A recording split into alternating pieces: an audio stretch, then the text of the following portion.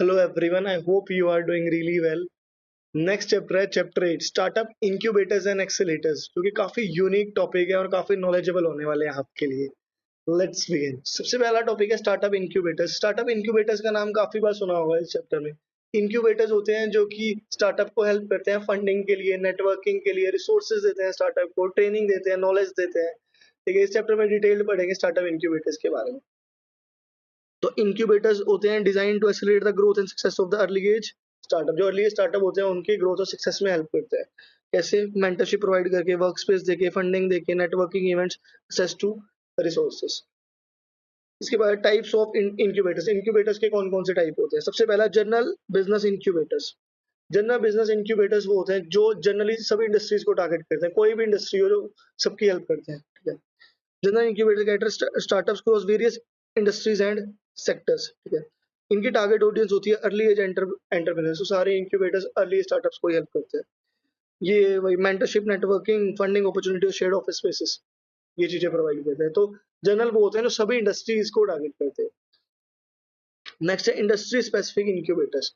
ये सिर्फ industry specific ही होते हैं और इंडस्ट्री के ही एक्सपर्ट होते हैं, कंसर्न इंडस्ट्री के, जो कि पर्टिकुलर सेक्टर और इंडस्ट्रीज के लिए होते हैं, जैसे टेक, हेल्थ केयर और एग्रीकल्चर। तो इनकी टारगेट ऑडियंस होगी स्पेसिफिक इंडस्ट्री। सर्विसेज क्या होती हैं? सेम। यूनिक चैलेंजेस आ रही हैं, अपॉर्चुनिटी आ रही है टारगेट इंडस्ट्री में, उसको एड्रेस करेंगे। Specific industry related mentorship provide करेंगे, नेटवर्किंग देंगे और रिसोर्सेज प्रोवाइड करेंगे। नेक्स्ट है यूनिवर्सिटी एफिलिएटेड इंक्यूबेटर्स। ये इंक्यूबेटर्स होते हैं यूनिवर्सिटी में या फिर कॉलेजेस में। ठीक है, this incubators focus on commercializing research and innovation emerging from universities and bridging the gap between academic and entrepreneurship. ये incubators यूनिवर्सिटीज में ही होते हैं जो स्टूडेंट्स की इनोवेशंस होती हैं उसको कमर्शियलाइज करने में हेल्प करते हैं। ये ऑपरेट करते हैं विद इन एकेडमिक इंस्टीट्यूशंस, जो कि कमर्शियलाइज करते हैं यूनिवर्सिटी की रिसर्च। सर्विसेज क्या प्रोवाइड करेंगे? रिसर्च फैसिलिटीज इजीली प्रोवाइड कर देंगे, इनोवेशन टूल्स दे देंगे उनको, स्टूडेंट टैलेंट और अपॉर्चुनिटीज, स्टूडेंट को अपॉर्चुनिटीज प्रोवाइड करेंगे। ठीक है, तो तीन यही हो गए जनरल जो सबको एड्रेस करते हैं, इंडस्ट्री जो इंडस्ट्री स्पेसिफिक होते हैं, जैसे टेक के लिए अलग, हेल्थ के लिए अलग और एग्रीकल्चर के लिए अलग। यूनिवर्सिटी जो एकेडमिक इंस्टीट्यूशन में ही होते हैं, जो कि हेल्प करते हैं स्टूडेंट्स को ताकि उनके इनोवेशन को कमर्शियलाइज कर पाए। इसके बाद है कॉर्पोरेट इंक्यूबेटर्स। कॉर्पोरेट इंक्यूबेटर्स हर कंपनी में होते हैं ताकि जो भी एम्प्लॉइज को या फिर फाउंडर्स को नया आइडिया आता है उसको एक कमर्शियलाइज कर पाए, उसको एक स्टार्टअप में या फिर ग्रो करा पाए। So startup incubators are a way for the corporation to invest and collaborate with the startup that align with the strategic objective. जैसे गूगल क्या है? Google launch pad. तो इनका फोकस क्या होता है? कॉर्पोरेशन में इनोवेशन आए, नई बिजनेस अपॉर्चुनिटीज आए, startup aligned with corporate strategic objectives और startup related to their business interest. इनका जो टारगेट ऑडियंस होती है वो होती है कॉर्पोरेट्स। ठीक है, तो कॉर्पोरेट्स में है तो कॉर्पोरेट्स ही होंगी, तो उनके स्ट्रेटेजिक ऑब्जेक्टिव्स होते हैं। मान लो जैसे रिलायंस ने अभी कैंपा कोला लॉन्च की, तो उसके लिए डेडिकेटेडली हेल्प करना, उसको डिस्ट्रीब्यूशन नेटवर्क प्रोवाइड करना, उसको स्केल करना, उसमें हेल्प करेंगे इस कॉर्पोरेट इंक्यूबेटर्स। क्यों ये कॉर्पोरेट इंक्यूबेटर्स इंपॉर्टेंट होते हैं स्टार्टअप्स के लिए? सबसे पहला तो एक्सेस टू रिसोर्सेज, ये काफी चीजों में हेल्प करता है जो भी हमने पढ़ा, नेटवर्किंग में, फंडिंग प्रोवाइड करने में, रिसोर्सेज को एक्सेस दिलाने में, फंडिंग अपॉर्चुनिटी, मेंटरशिप प्रोवाइड करने में, ऑफिस देने में, लीगल और एडमिन सपोर्ट के लिए, ऑफिस स्पेस के लिए, validation and credibility.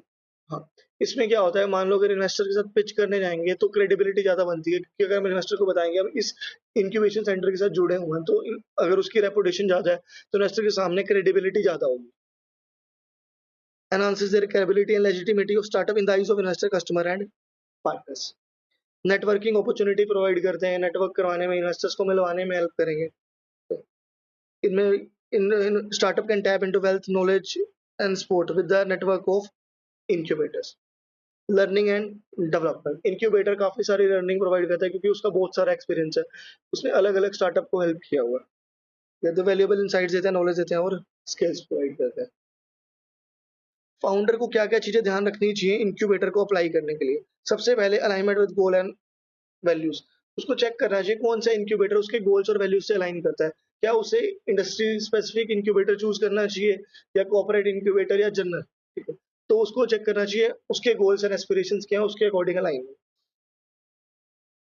Track record and reputation, incubators की ट्रैक रिकॉर्ड चेक करना चाहिए, उसका रेपुटेशन चेक करना चाहिए कैसी है, क्या उसने कोई स्टार्टअप को यूनिकॉर्न बनाया है, क्या उसने कोई स्टार्टअप की हेल्प करी है, जिस इंडस्ट्री में अप्लाई करना चाह रहा हूँ क्या उस इंडस्ट्री में ही कोई यूनिकॉर्न था या नहीं था।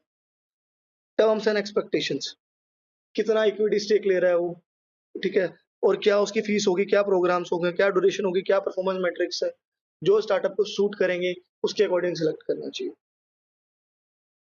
तो ये कुछ चीजें होगी। सबसे पहले गोल्स एंड वैल्यूज, ये क्या हमारे गोल्स एंड वैल्यूज से लाइन कर रहा है या नहीं कर रहा, वो क्राइटेरिया चेक करें सबसे पहला। दूसरा क्राइटेरिया कि उसका ट्रैक रिकॉर्ड क्या है या रेपुटेशन क्या है, लास्ट उसकी टर्म्स एंड एक्सपेक्टेशंस क्या है, वो हमारे अकॉर्डिंग अलाइंड है या नहीं। इसके बाद है मर्जिंग ट्रेंड इन इंक्यूबेटर्स। कौन कौन से इंक्यूबेटर्स है, सबसे पहला इम्पैक्ट इंक्यूबेटर्स। इम्पैक्ट इंक्यूबेटर्स वो होते हैं जो कि फोकस कर रहे होते हैं उन स्टार्टअप्स पे जिनका ऑब्जेक्टिव प्रॉफिट कमाना ही नहीं बल्कि सोशल वेलबींग भी होता है, एनवायरनमेंट में कंट्रीब्यूट करना, एनवायरनमेंट को हेल्प करना। They create positive social environment challenge while generating profits. Next है वर्चुअल इंक्यूबेशन। वर्चुअल इंक्यूबेशन होता है ऑनलाइन जूम मीटिंग के थ्रू हेल्प करते हैं, जो allow startups to assess support and resources without the need of physical presence. Last है corporate incubator और accelerators। corporate incubators होते हैं जिनका डेडिकेटेड सेल होता है, जैसे वो ट्रेनिंग करते हैं 3 और 6 मंथ्स की, 3 और 6 मंथ्स के लिए स्टार्टअप को प्रोवाइड करेंगे रिसोर्सेज, नेटवर्किंग और ऑफिस स्पेसिस, ठीक है। Startups with industry expertise resources provide करेंगे, पार्टनरशिप विद कॉर्पोरेट इकोसिस्टम और opportunities for investment and collaboration. तो ये थे टाइप्स ऑफ इंक्यूबेटर्स।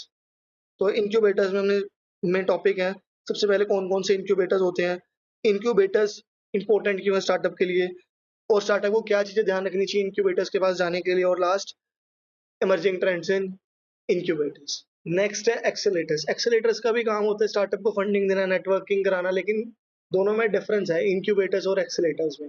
सबसे पहले डिफरेंस ही रीड करते हैं, डिफरेंस बिटवीन इंक्यूबेटर्स एंड एक्सेलेटर्स। जो इंक्यूबेटर्स होते हैं वो सपोर्ट करते हैं अर्ली स्टेज स्टार्टअप्स को, मतलब जिनका आइडिया होता है एमवीपी और प्रोटोटाइप स्टेज तक।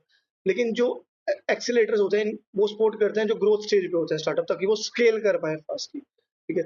तो एक्सीलेटर्स इवन इन्वेस्ट तक कर देते हैं फॉर्म में, लेकिन इंक्यूबेटर्स फंडिंग सपोर्ट डायरेक्टली नहीं प्रोवाइड करते बल्कि इन्वेस्टर से प्रोवाइड करते हैं नेटवर्किंग करवा के। तो ये डिफरेंस है मेजर इंक्यूबेटर्स और एक्सीलेटर्स।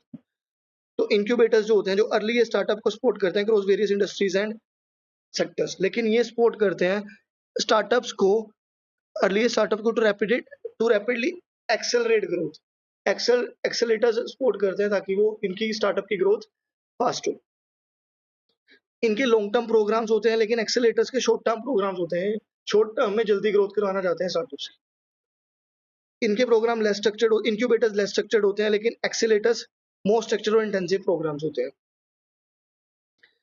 ये स्टार्टअप को सपोर्ट करते हैं जो आइडिया वैलिडेशन और अर्ली डेवलपमेंट स्टेजेस पे होते हैं, जो एमवीपी और प्रोटोटाइप डेवलप कर चुके होते हैं। लेकिन जो एक्सेलेटर्स होते हैं वो ग्रोथ करवाने के लिए होते हैं, ऑलरेडी डेवलप प्रोडक्ट और सर्विस के लिए होते हैं एंड रेडी टू स्केल। तो मेजर पॉइंट यही है जिससे डिफरेंस क्लियर हो जाता है। स्टेज ऑफ स्टार्टअप, ये आइडिया वैलिडेशन और अर्ली स्टेज पे होते हैं, लेकिन ये ऑलरेडी डेवलप प्रोडक्ट और सर्विस को सपोर्ट करते हैं। दोनों services broad range of support services होती हैं, इसमें इंटेंसिव सपोर्ट होती है, ये मेंटरशिप, नेटवर्किंग और रिसोर्सेज प्रोवाइड करते हैं, लेकिन एक्सीलेटर्स और भी चीजें प्रोवाइड करते हैं, intensive support, mentorship, education, funding, access to network and resources.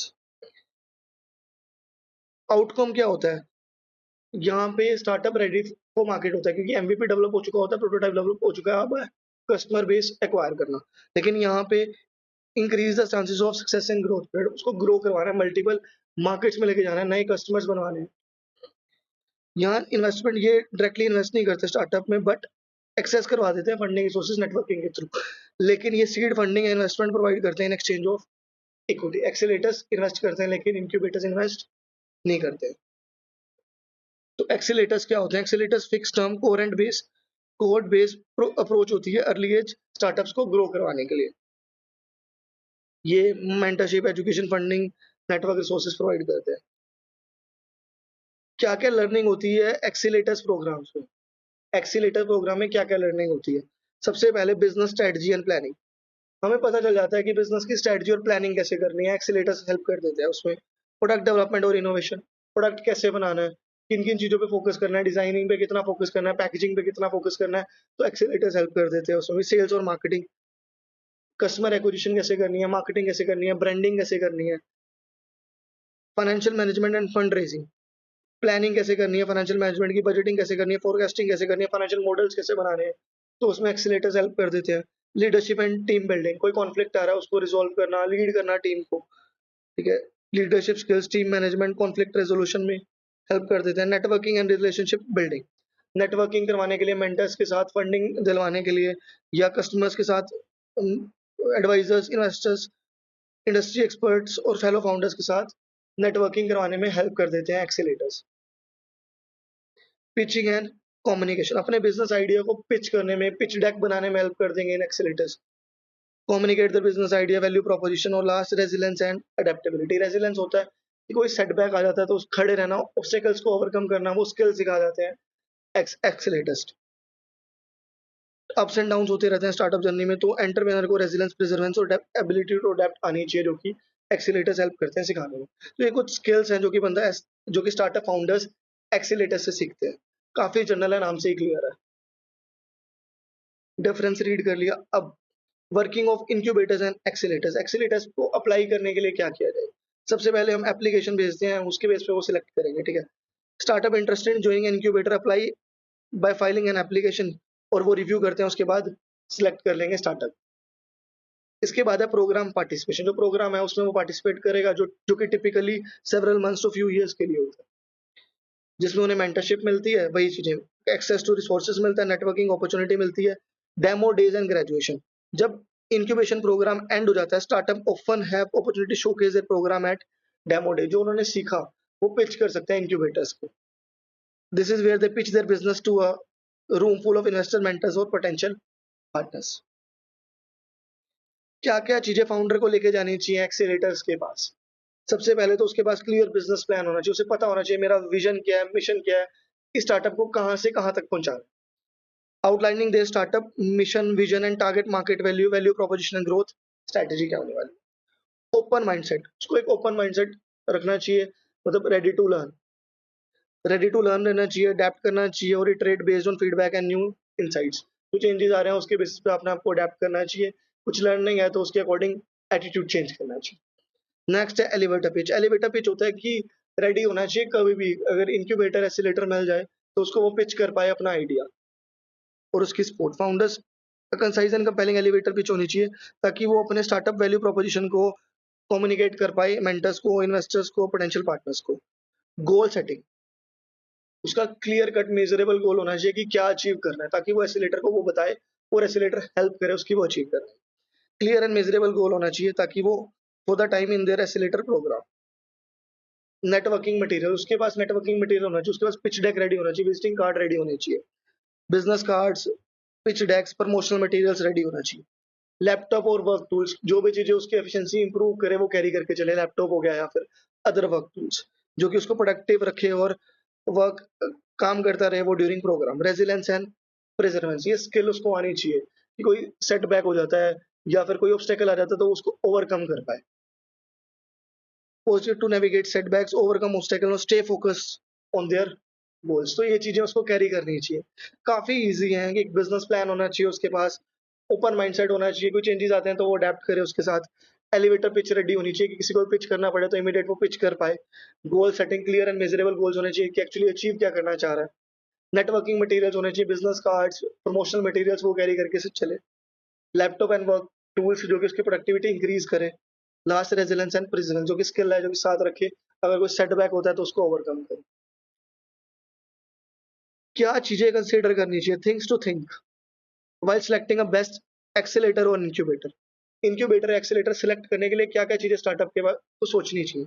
सबसे पहले प्रोग्राम फोकस, उसको पता होना चाहिए कि मेरा फोकस क्या है, कि मुझे क्या अचीव करवाना है।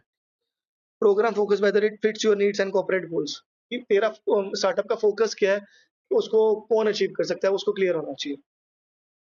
स्टेज ऑफ योर बिजनेस, कौन सी स्टेज पे, अगर अर्ली स्टेज पे है, एमवीपी भी नहीं बनाया तो इंक्यूबेटर्स के पास जाना चाहिए। अगर प्रोडक्ट को डेवलप करवाना है तो एक्सीलेटर्स के पास जाना चाहिए। प्रोग्राम की रिक्वायरमेंट्स, क्या रिक्वायरमेंट है उसकी, क्या फंडिंग चाहता है या नेटवर्किंग चाहता है, तो उसको क्लियर होना चाहिए। प्रोग्राम रेपुटेशन, जिस इंक्यूबेटर्स या एक्सीलेटर्स के पास जाना है उसकी रेपुटेशन चेक करनी चाहिए, क्या उसने कोई स्टार्टअप को यूनिकॉर्न बनाया है या नहीं बनाया। लोकेशन, अगर ऑनलाइन ही है तो लोकेशन तो बैरियर है ही नहीं है, लेकिन अगर फिजिकल ट्रेनिंग चाहिए, फिजिकल हेल्प चाहिए, तो इनक्यूबेटर्स या एक्सीलेटर्स के पास जाना चाहिए। तो लोकेशन एक बैरियर होता है, तो रिलोकेट करना पड़ेगा स्टार्टअप को। तो location according to needs select करना चाहिए, और रिलोकेट के लिए विलिंग है तो रिलोकेट करो, अदरवाइज विलिंग नहीं है तो ऑनलाइन सिलेक्ट करो। Take into account the program location and easily accessible for you and your team.